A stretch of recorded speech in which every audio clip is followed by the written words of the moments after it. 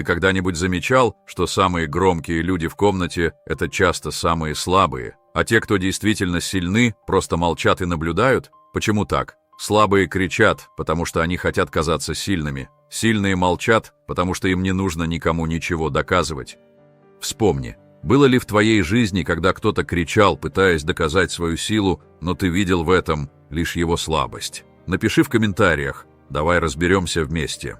Ты когда-нибудь задумывался, почему одни люди поднимают голос при любом удобном случае, словно их слова должны заглушить все вокруг? Почему они спорят, перебивают, доказывают свою правоту на грани истерики? Крики, вспышки эмоций, агрессивные попытки переубедить окружающих – это не признаки силы, это признак отсутствия контроля над собой. Но вот в чем правда. Чем слабее человек внутри, тем громче он старается казаться снаружи. Сильный человек не нуждается в одобрении толпы, он не пытается доказать свою значимость голосом. Он говорит тихо, потому что знает, его сила в поступках, а не в словах. Стоики верили, что истинная сила – это контроль над собой, а слабость – это неспособность сдерживать эмоции.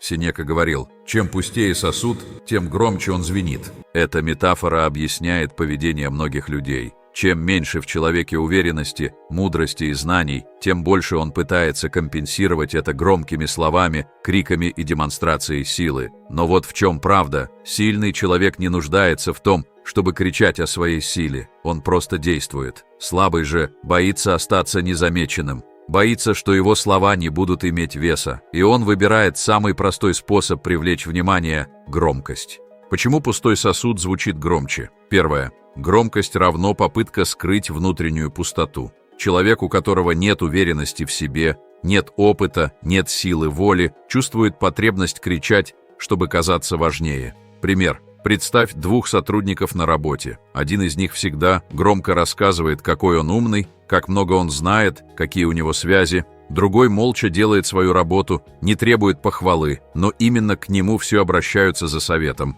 Кто из них действительно профессионал? Первый звучит громче, но на самом деле его знания поверхностны. Второй тише, но именно он обладает реальной ценностью. Эпиктет говорил: «Человек, который говорит много, часто знает мало». Представь величественную статую философа. Она молчалива, но ее мудрость ощущается даже без слов. А рядом кричащая толпа, которая мечется в хаосе. Кто из них сильнее? Второе.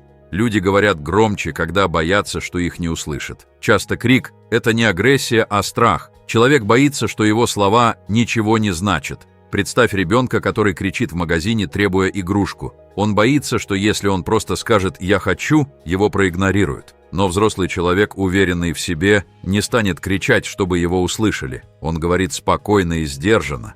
Марк Аврелий писал: «Если ты уверен в себе, тебе не нужно, чтобы тебя слышали все». Толпа спорит, эмоции зашкаливают, а один человек стоит в стороне, молча наблюдая. Его спокойствие выделяет его среди всех. Слабые боятся, что их не услышат. Сильные знают, их слова ценны, даже если их говорят тихо. Третье. Поверхностные люди говорят много, потому что не умеют слушать. Сенека писал: «Природа дала нам 2 уха и 1 рот, чтобы мы слушали больше, чем говорили». Человек, который не умеет слушать, не умеет учиться. Он считает, что если будет говорить много, то будет казаться умнее. Пример. В компании всегда есть человек, который перебивает, спорит, громко высказывает свое мнение. Но если присмотреться, можно заметить, что он никогда не слушает других по-настоящему. А рядом сидит человек, который говорит мало, но когда говорит, все замолкают и слушают. Представьте 2 человек. Один кричит, доказывает, размахивает руками. Второй сидит спокойно, наблюдает, думает. Когда он говорит, его голос звучит значительнее любого крика. Почему? Потому что сила в умении слушать и говорить только по делу. Как стоики учат бороться с этим? Эпиктет советовал: «Молчание делает мудреца, болтовня выдает глупца». Если ты ловишь себя на желании что-то доказать, спроси себя: ты говоришь, чтобы тебя услышали? Или потому что это действительно важно? Практика стоиков. Прежде чем сказать что-то громко, подумай, есть ли в этом смысл. Если кто-то кричит на тебя, не кричи в ответ. Смотри, как он теряет энергию сам. Учись говорить спокойно, но с уверенностью. Тогда твои слова будут весить в 10 раз больше. Истинная сила в молчании. Марк Аврелий писал: «Слова без смысла не имеют веса. Действие – вот что важно. Если ты хочешь быть сильным, молчи больше, слушай больше и говори только тогда, когда это действительно имеет значение. Как ты думаешь, почему люди боятся молчания? Напиши в комментариях. Крик – это признак эмоциональной неустойчивости. Эпиктет говорил, чем больше человек говорит, тем меньше он контролирует себя. Каждый раз, когда человек повышает голос, теряет самообладание, выходит из себя, он показывает свою слабость. Это значит, что он не способен контролировать свои эмоции и позволяет внешнему миру управлять им. Но вот в чем правда. Когда ты кричишь, ты теряешь контроль. Когда ты спокоен, ты владеешь ситуацией. Стоики учили, что сила человека определяется не тем, как он действует в спокойствии, а тем, как он ведет себя в хаосе. Тот, кто поддается эмоциям, не управляет собой, им управляют обстоятельства. Почему крик равно потеря контроля? Первое. Крик – это неосознанная реакция, а не обдуманное действие. Марк Аврелий писал: «Будь хозяином своих эмоций. Не позволяй внешним событиям лишить тебя разума». Когда человек кричит, он не думает о последствиях. Он действует импульсивно, а импульсивность – это не признак силы, а показатель отсутствия контроля. Пример. Представь два типа людей в споре. Один кричит, его лицо краснеет, эмоции берут верх. Он даже не слышит оппонента. Другой молчит, слушает, отвечает спокойно, выбирает слова. Кто из них выглядит более уверенно? Когда ты спокоен, ты контролируешь ситуацию. Когда ты кричишь, ситуация контролирует тебя. Представь человека в бушующем море. Один кричит, паникует, размахивает руками, теряя силы. Другой спокоен, держит равновесие, экономит энергию. Кто из них выберется? Эпиктет говорил: человек, который может сдерживать эмоции, владеет собой. Человек, который кричит, уже проиграл. Крик рождается из страха и неуверенности. Человек, который уверен в своей позиции, не нуждается в громких словах. Но когда он чувствует угрозу, боится, что его мнение не примут, он прибегает к крику, как к защите. Сенека писал: «Крик – оружие тех, кто боится молчания». Пример. Представь начальника, который кричит на подчиненных. Это действительно авторитетный лидер? Или это человек, который боится, что его не уважают, поэтому пытается запугать голосом? А теперь представь другого лидера, который говорит тихо, но уверенно. Он не нуждается в крике, потому что его слова уже имеют вес. Представь, как толпа спорит. Все кричат друг на друга, а один человек стоит молча и спокойно наблюдает. Когда он, наконец, заговорит, его слова привлекут внимание каждого. Эпиктет учил: громкость – это отчаянная попытка слабого убедить себя в своей силе. Крик – это неуверенность, это страх. Сильные люди не реагируют на провокации. Марк Аврелий писал: «Ты можешь контролировать только себя, но не других. Так зачем волноваться из-за чужих слов?» Слабые люди раздражаются быстро. Они реагируют на любую критику, любой укол, любое несогласие. Они воспринимают все на личный счет и не могут выдержать давление. Пример. Представь человека, который на каждую критику отвечает вспышкой гнева. Он теряет контроль, его эмоции управляют им, но это не делает его сильнее. Это делает его уязвимым. А теперь представь человека, который слышит критику и просто улыбается. Он не тратит энергию на реакцию. Он понимает, что чужие слова не могут изменить его внутреннее состояние. Эпиктет говорил: «Тот, кто оскорблен, сам разрешил себя оскорбить». Представьте, волны бьются о скалу. Скала остается неизменной, а волны теряют силу. Молчание – это высшее проявление силы. Как стоики учат контролировать эмоции? Марк Аврелий советовал: перед тем, как отреагировать, спроси себя: стоит ли это моего спокойствия? Практика стоиков. Первое. Если тебя что-то раздражает, не реагируй сразу. Вторая. Сделай паузу, посмотри на ситуацию со стороны. Третье. Спроси себя, что изменится, если ты ответишь громко. Сенека говорил: ты не обязан отвечать на каждую глупость, которую слышишь. Не позволяй эмоциям брать верх. Сохраняй контроль, и ты всегда будешь сильнее. Истинная сила – это спокойствие. Марк Аврелий писал: «Сильный человек – это тот, кто владеет собой, а не тот, кто владеет толпой». Когда ты спокоен, ты владеешь ситуацией. Когда ты кричишь, ситуация владеет тобой. Как ты думаешь, почему люди так боятся молчания? Поделись в комментариях. Кричать проще, чем доказывать делами. Сенека говорил: «Если ты прав, тебе не нужно кричать. Если ты не прав, крик тебе не поможет». Люди часто выбирают самый легкий путь. Кричать, спорить, доказывать свою точку зрения словами. Но слова без действий ничего не значат. Тот, кто действительно силен, доказывает свою правоту делами, а не криками. Но вот в чем правда. Крик – это иллюзия силы. Действие – это реальная сила. В мире полно людей, которые кричат о своих намерениях, мечтах, достижениях, но ничего не делают. Важно понять, если у тебя есть дело, твои слова должны быть второстепенны.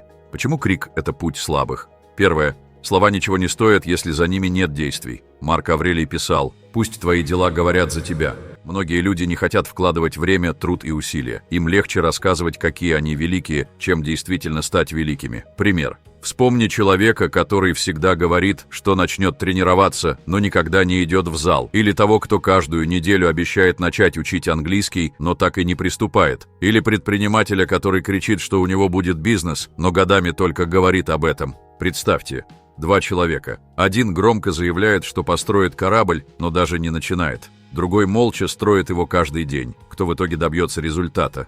Эпиктет учил: работа молчалива, слова шумны. Второе. Громкие слова – это попытка убедить не других, а самого себя. Человек, который кричит о своих намерениях, пытается убедить себя, что он уже чего-то добился. Сенека говорил: «Тот, кто говорит, но не делает, похож на человека, который хвалится богатством, которого у него нет».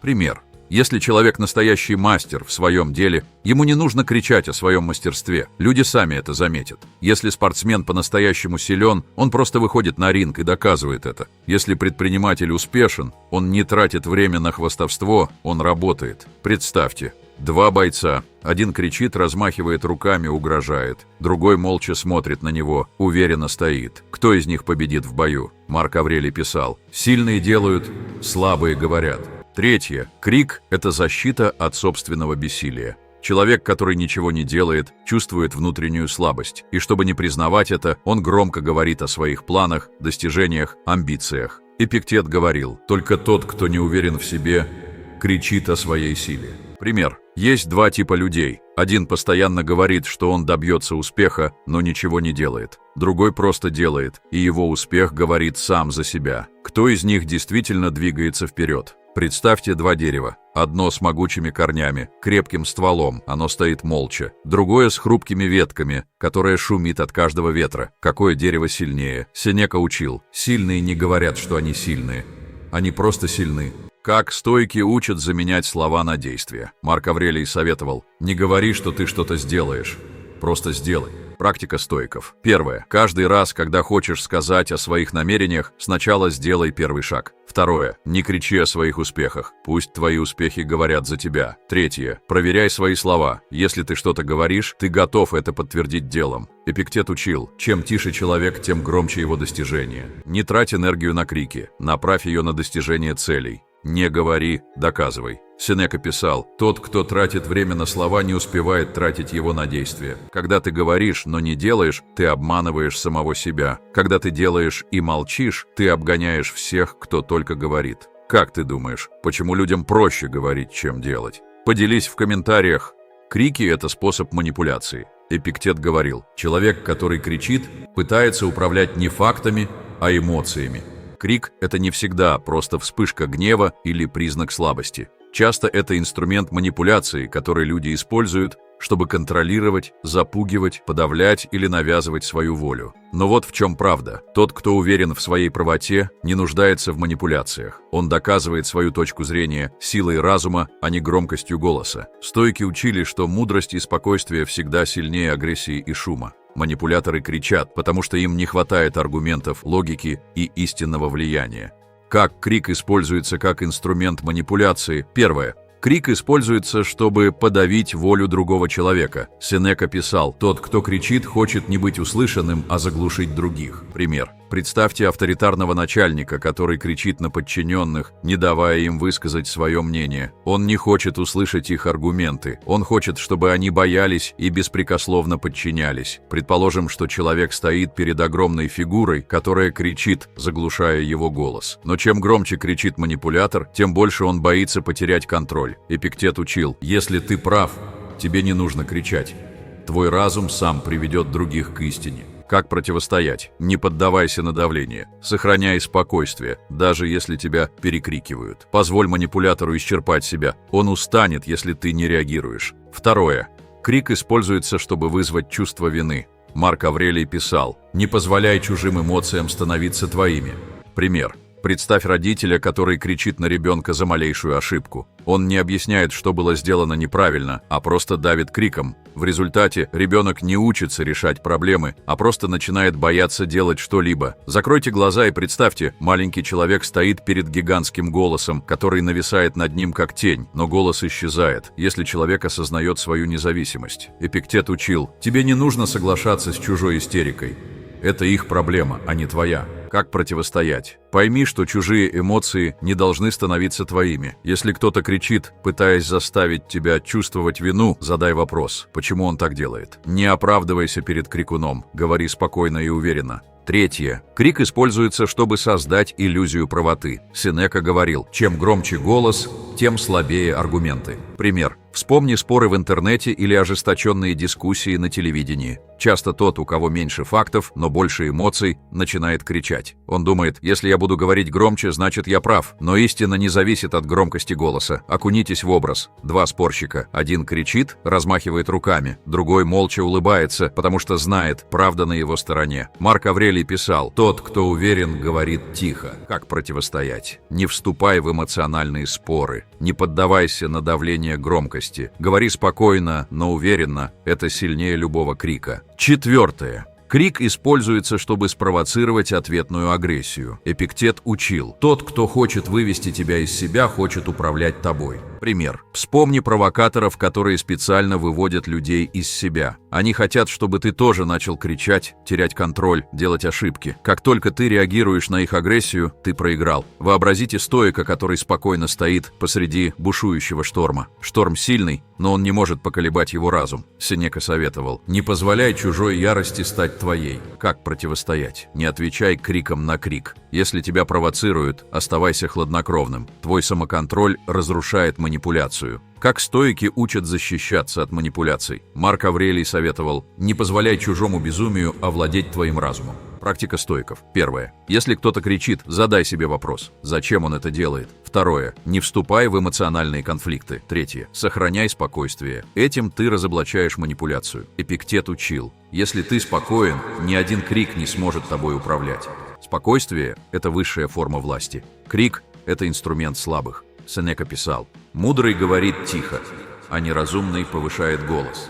Если ты владеешь разумом, тебе не нужно управлять другими через крик. Если ты силен, тебе не нужно доказывать это голосом. Если ты уверен, тебе не нужны манипуляции. Как ты думаешь, почему люди используют крик, чтобы манипулировать? Напиши свое мнение в комментариях. Почему сильные люди молчат? Марк Аврелий говорил: спокойствие – это признак силы. Тот, кто контролирует свои эмоции, управляет не только собой, но и ситуацией. Но вот в чем правда. Молчание – это выбор сильных. Оно не значит слабость, оно значит контроль. Мы привыкли думать, что громкость равна влиянию, но это иллюзия. На самом деле молчание – это высший уровень власти, самоконтроля и уверенности в себе. Почему? Давай разберемся. Первое. Тишина заставляет слушать. Сенека писал: мудрый говорит мало, но каждое его слово ценно. Когда кто-то кричит, шумит, перебивает, его голос теряется. Это как фоновый шум, к которому привыкают. Но представь, когда в шумном зале вдруг наступает тишина, ты автоматически оборачиваешься, чтобы понять, что происходит. Когда человек молчит в разгар спора, его слова потом звучат громче, чем все крики. Сильные люди не расточают слова, они говорят только тогда, когда это действительно нужно. Представь учителя в классе, который не кричит, чтобы привлечь внимание. Он просто замолкает, и класс сам замирает. Или мудреца, который сидит в тишине, а ученики ждут каждого его слова. Эпиктет говорил: чем меньше слов, тем больше веса в каждом из них. Как применить на практике? Не вступай в бессмысленные споры. Говори меньше, но точнее. Замолчи, когда тебя перебивают, это заставит других тебя слушать. А ты замечал, что тихие люди часто оказываются самыми влиятельными? Напиши в комментариях. Второе. Молчание равно контролю над эмоциями. Марк Аврелий писал: тот, кто может контролировать свои слова, контролирует свою судьбу. Слабые люди теряют самообладание. Они кричат, бросаются словами, а потом жалеют. Сильные умеют ждать, анализировать, отвечать спокойно и осознанно. Кто контролирует эмоции, тот контролирует ситуацию. Пример. Представь великих лидеров. Когда вокруг хаос, они не поддаются панике. Они говорят спокойно, потому что знают, если они сохранят хладнокровие, их будут слушать. А теперь вспомни людей, которые кричат, когда что-то идет не так. Разве их слушают? Или их просто перестают воспринимать всерьез? Вспомните ситуацию, когда один человек бушует, кричит. Его эмоции зашкаливают. Другой просто стоит спокойно и уверенно, не поддаваясь хаосу. Эпиктет учил: ты не можешь контролировать внешний мир, но ты можешь контролировать свою реакцию на него. Как применять стоическое спокойствие? Когда чувствуешь, что тебя захватывают эмоции, замолчи. Перед тем, как ответить, вдохни, осознай. Важно ли это вообще? Если тебя хотят вывести из себя, оставайся спокойным. Это разрушит чужую манипуляцию. Как ты думаешь, что сложнее, говорить или молчать в трудной ситуации? Третье. Тишина – это способ изучить людей. Сенека говорил: человек, который умеет слушать, владеет миром. Слабые люди всегда хотят говорить первыми. Они спешат выдать свое мнение, не услышав сути. Сильные ждут, слушают, анализируют. Тот, кто молчит, может понять людей глубже, чем тот, кто говорит. Пример. Вспомни детектива, который приходит на место преступления. Он не кричит, не бросается обвинениями. Он молча смотрит, анализирует, наблюдает. И именно он находит истину. Вспомни мудрого наставника. Он не перебивает, не спешит давать советы. Он выслушает и только потом скажет то, что действительно нужно услышать. Представьте себе, толпа спорит, все говорят одновременно. Один человек молчит, наблюдает. В конце именно его слова решают все. Эпиктет учил: ты узнаешь больше, если будешь слушать, а не говорить. Как использовать молчание в свою пользу? В спорах не спеши отвечать. Дай людям высказаться, они сами покажут свои слабые места. Когда кто-то хочет тебя убедить, слушай, задавай вопросы, не спеши с выводами. Замечай не только слова, но и эмоции, жесты, поведение. Как ты думаешь, молчание – это слабость или сила? Четвертое. Истинная сила в спокойной уверенности. Марк Аврелий писал: если ты прав, тебе не нужно доказывать это громкостью. Сильные люди не нуждаются в крике, потому что они уверены в себе. Они знают, чего хотят, и действуют, а не говорят. Пример. Представь чемпиона на ринге. Он не размахивает руками, не кричит перед боем. Он спокойно ждет, потому что знает свою силу. Вспомни настоящих лидеров. Они не требуют уважения, они его заслуживают. Они не кричат, они просто идут вперед, и за ними идут люди. Вообразите себе, толпа спорит, а один человек идет вперед, не обращая внимания на шум. Сильные не доказывают силу, они ее показывают своими действиями. Эпиктет учил: говори меньше, делай больше. Пусть твои поступки звучат громче, чем любые слова. Как быть сильным в молчании? Не трать энергию на бессмысленные разговоры. Пусть твои действия говорят за тебя. Тишина – это не слабость, это мудрость. А ты когда-нибудь замечал, что молчаливые люди часто оказываются самыми влиятельными? Мощь скрыта в молчании. Сенека писал: кто говорит много, говорит зря.